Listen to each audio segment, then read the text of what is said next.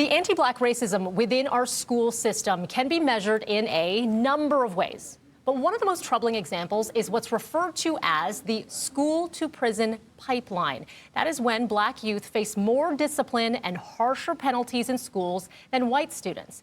As a result, it puts them in direct contact with law enforcement and potentially sends them down the wrong path and through the justice system. There's a lot to unpack here. So City News reporter Mark McAllister joins us live now.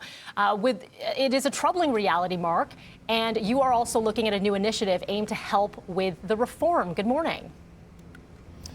Good morning, Mel. Yes, well, when we look at the situations involving young people that are in trouble as they make their way through the school system, it's handled in different ways. When we look at specific examples, sometimes they'll just be sent to the office. Other times it ends up in some sort of discipline where they end up going home from school for a day or two.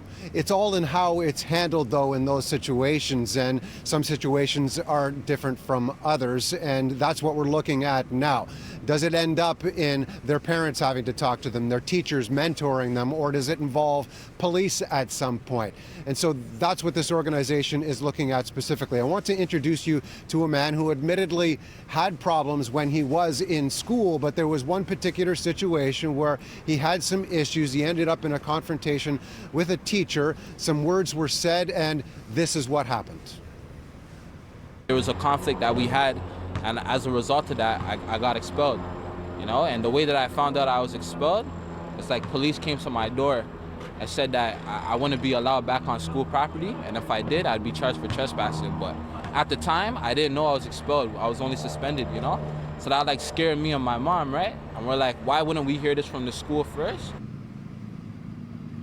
One small example, now that's Marley Lawrence. He's now 21 years old, and I can tell you that he has since been involved in a number of programs as a youth mentor, and he's helping those young kids try and figure out what may be the case when they're in trouble as well. Mark, just looking at the stats alone that you've provided to us here, 42% of Black students have been suspended at least once in high school, and that's compared to 18% of white students. Just looking at the numbers alone, outside of what you're hearing and talking to members of the community, that is disturbing. So how do we change this all?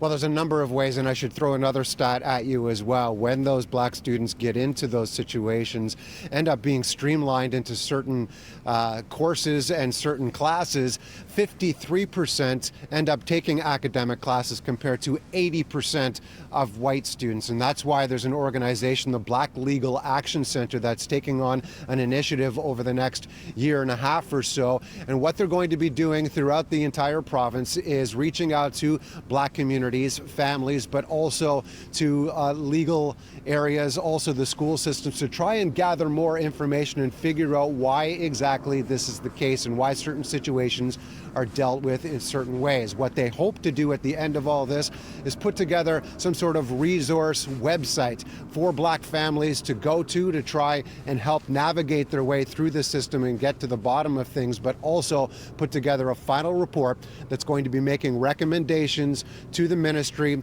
to the school system, and to the justice system so things can be fixed, hopefully over time as well. And of course, we're going to have more information for you on City News tonight and a story on our website for you to check out through the entire day. All right, appreciate the report. That's Mark McAllister reporting live. Thank you.